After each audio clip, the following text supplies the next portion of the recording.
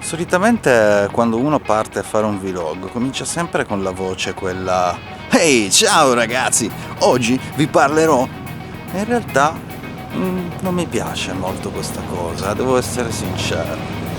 Preferisco più gli inizi, quelli così tetri, quelli che ti portano a focalizzarti sull'avvenimento che sta per avvenire.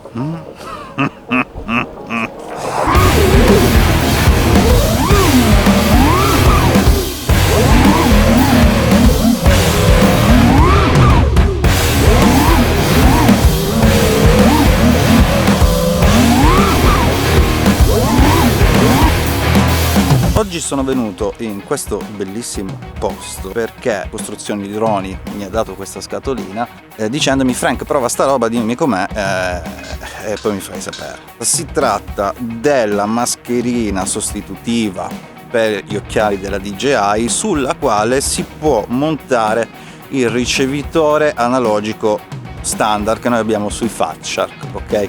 Devo dire che Costruzione Droni è stato molto coraggioso a darmi questa cosa, anche perché io ho detto: guarda che sono tutti i cazzi tuoi se puoi far cagare, cioè the veritas in veritas. La scatola in questione è il Digidapter, ok?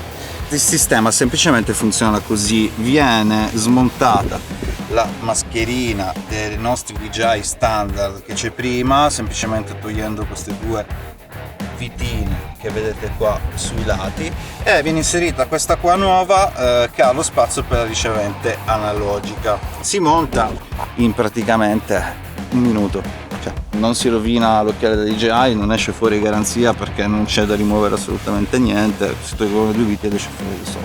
Cosa voglio andare a vedere, ok? Io qua andrò a utilizzare il mio dronellino analogico, ok? E voglio registrare un DVR visto da qua dentro e un DVR visto da qua dentro, ok? Non posso farlo contemporaneamente perché ho soltanto una ricevente analogica che è il Rapid Fire, giusto per capire se la qualità è migliore sul DJI rispetto a un occhiale analogico. Io presuppongo che utilizzare l'analogico su un occhiale che comunque Full HD sicuramente arrivi a vedere alla massima risoluzione possibile. Quindi niente, andiamo a provare questa cosa perché sono curioso. Adesso faccio un voletto veloce, roba di 20 secondi con il drone analogico e gli occhiali Fat Shark, così almeno registro il DVR e poi dopo lo compariamo con cosa si vede sul DJI, anche con le mie opinioni, perché poi alla fine un conto è vedere il DVR, un conto è poi alla fine utilizzare gli occhiali e vederci realmente dentro. Io ho un po' delle linee perché questa VTX è un po', come dire, datata, però nel senso, giusto per capire l'idea.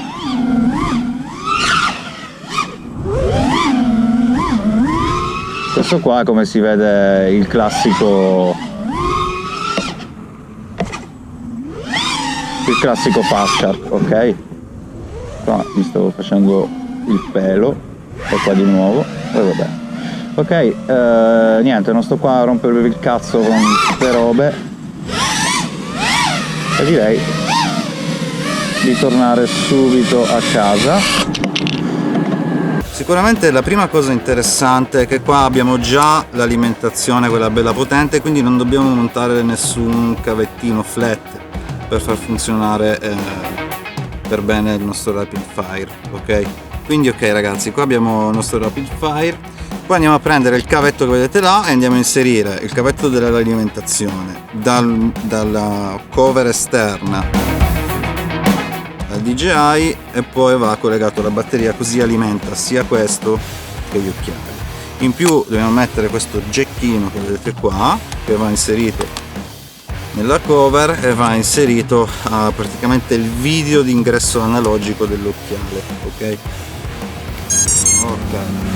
Qua non si vede perché devo andare a impostare nel menu dentro che devo vedere su segnale analogico, quindi non è molto veloce, A parte che mo c'ho un caddozzo in testa che se già prima era grande, mo sembra che devo andare a fare una rapina incappucciato. Adesso vado in banca con l'occhiale della DJI, questa è una rapina, io vedo vegetale. quindi vai armo, andiamo a vedere un pochettino, ma attenzione ai rami.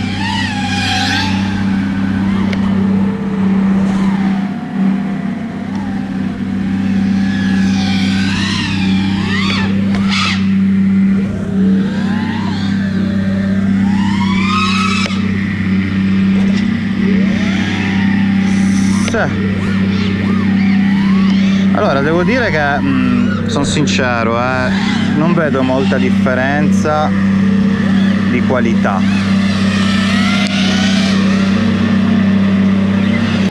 Allora arriviamo a un dunque, qualitativamente come vedi dal DJI con l'analogico e come vedi con i Fat Shark con l'analogico, io non ho notato sinceramente tutta questa differenza di qualità, prettamente la stessa cosa.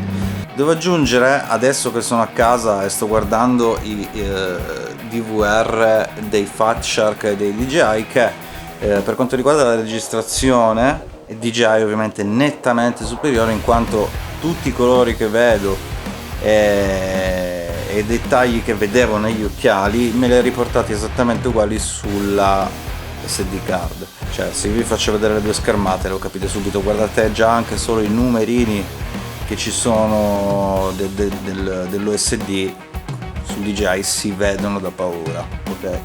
Quindi questo è sicuramente una cosa interessante.